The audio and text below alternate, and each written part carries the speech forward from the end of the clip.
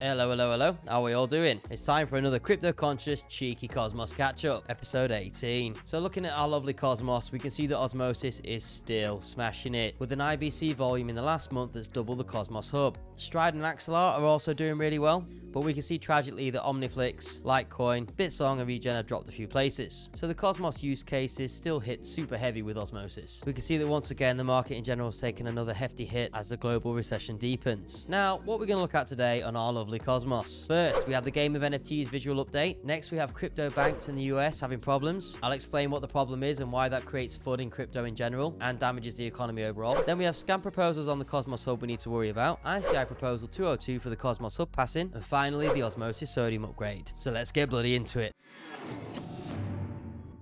Firstly then, as I stated before, the game of NFTs is now underway. People that purchase NFTs are going to be able to transfer them using this methodology. So if you have an NFT, you can click transfer, pay the fees in stars, and boom, there you go. It's cool to see the user interface is really good, and you're going to be able to transfer your NFTs between these chains. We're one step closer to that lovely interoperability on the Cosmos. If you want to get involved with the game of NFTs, you can. The testnet is open for registration, so give it a crack if you want to help. Moving on, what is going on with banks in America? Look at all these queues.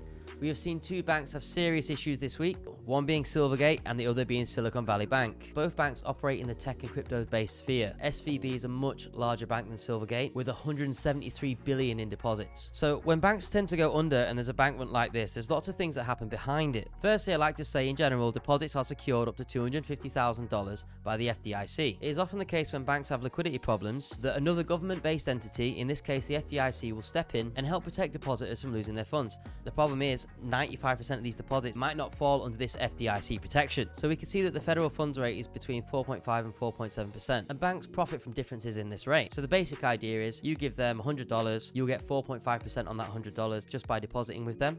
Then they can loan out those deposits and they can loan them out, let's say, for 7%. And so they make a profit on that difference. That's generally how banks make money. Also, for safety, sometimes banks will buy bonds from the government, which basically is you give the government $100, after 1 year, you might get $104 back. But you can sell these bonds on the open market at any point in time. Now, what the bank didn't realize is, as these rates increased dramatically this year, they had to start paying these to the depositors to keep their deposits. But without having enough resources to do that, they decided to sell their bonds that they'd bought in the past on the open market. The problem is, at the moment, given the inverse relationship with bonds and these interest rates, they were selling the bonds essentially at a bit of a loss, and this really made their liquidity situation worse. Not only this, all these depositors wanted their money back really quickly. This is known as a bank run, and many banks don't have the available funds to give this money back immediately, which resulted in an even worse situation and government bodies having to step in. So the FDIC has stepped in, put the bank into receivership, and what now is being determined is how the remainder of these funds will be apportioned to the initial investors. Some investors might have priority access, they might receive a large percentage of their investment, and some might receive less. It all depends on how the government and private organizations treat this. And one serious issue with this is what they call the mom and pop stores. What if you have a bank account with this bank and you have thousands of transactions a day buying and selling goods or services or food, and all of a sudden no transactions go through? You can't pay your suppliers, you can't pay your staff. You're liable for that. This can really damage small businesses and generally damage people's trust in banks in the future, and worry about spending, so people are spending less, thus damaging businesses in the economy even further. This can really lead to a massive negative cycle overall. It cuts consumption and business investment over the next few years. This can really damage the global economy further. Also, with the crash of this bank has led to the USDC Depeg, which scared a lot of people, particularly after the Terror crash. On Friday, it was at 0.8774, and the issue was Circle weren't able to take out the reserves from this bank. This obviously caused fear among speculative investors, and in classic crypto style, everybody sold off. If people sell off too quickly, what happens to the value?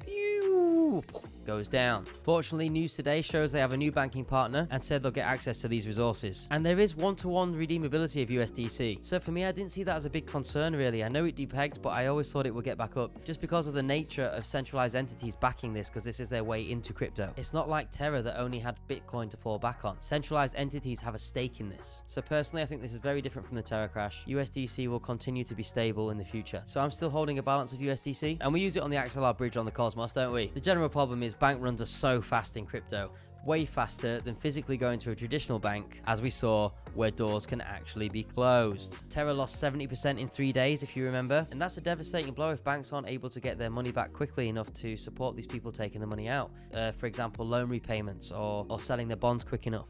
So yeah, generally a very nervous, tumultuous time, and indeed very shaky and scary, but I'm still positive about the long run. Next, moving forward, scam props on the hub. So on the Cosmos hub recently, we've been seeing quite a lot of scam proposals. Now these proposals are paid for, but where they try to get you on these proposals is when you click on them, there might be a dodgy link in there, and this link might take you to a phishing site. And there are calls now to increase the amount of atom required as a minimum for the next proposals. So while initially it was for everybody to do, unfortunately these proposals might be limited in the future based on resources. Be very careful if you click on proposal 670 or 671. There are links that redirect you to a scam or phishing website. It's a trick pretending there's a critical vulnerability in the Kepler wallet. Classic crypto scam. The great thing is the community has responded really quickly to these scams. Kepler wallet has already updated the dashboard to protect users from the phishing proposals. Mint scans added warnings. Leap is working to hide spam proposals. And this message is generally being put about everywhere on the Cosmos forums. So cheers to Zoltan for that. This is really the problem, isn't it? You want anybody to be able to make a proposal and then have it voted up or down based on the value that it has. However, if the cost of these proposals is too low, you're going to have people like this abusing the system to try and make quick money from users. It's really sad if you think about it, because the Cosmos hub is really trying to achieve something brilliant, and then as usual people come in, try and abuse the system, and it can potentially damage it in the long run. So now we have to put more protection, more security,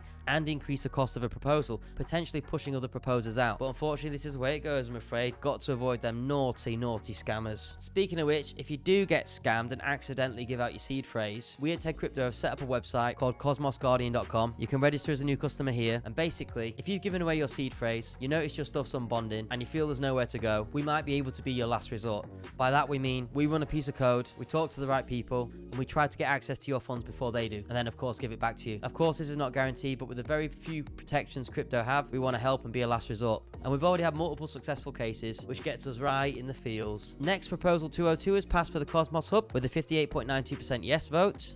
Basically built by Spark IBC Interchain Info. They want the Cosmos brand to go, so they want to start incentivizing people that create content such as this. They want to keep it transparent. Currently they've received $20,000, and let's hope they use the money well for more write-ups and more content like this. We want the Cosmos to be in a brilliant position for the next bull run, so let's see how they do. And finally, we have the Osmosis sodium upgrade coming into play. It hasn't passed yet and we'll go through on the 15th, but current results are looking pretty good at 99.17%. And what they intend to do is integrate Skip. Now, I talked about Skip briefly before. Basically, Skip operates as an intermediary. They can stop front running and sandwich attacks, as well as stopping multiple identical transactions. So basically, it's supposed to increase efficiency on chain, extracting more value for both the validators and those that are staking. It's sold as a win-win-win. I generally feel very positive about this. I think it looks like a great piece of tech that can benefit all of us. So let's see if it goes through, but it's looking pretty positive right now, isn't it? 99.17%. All right, that's it from me, James of Crypto Conscious. Hope you all have a good day, and I'll see you again.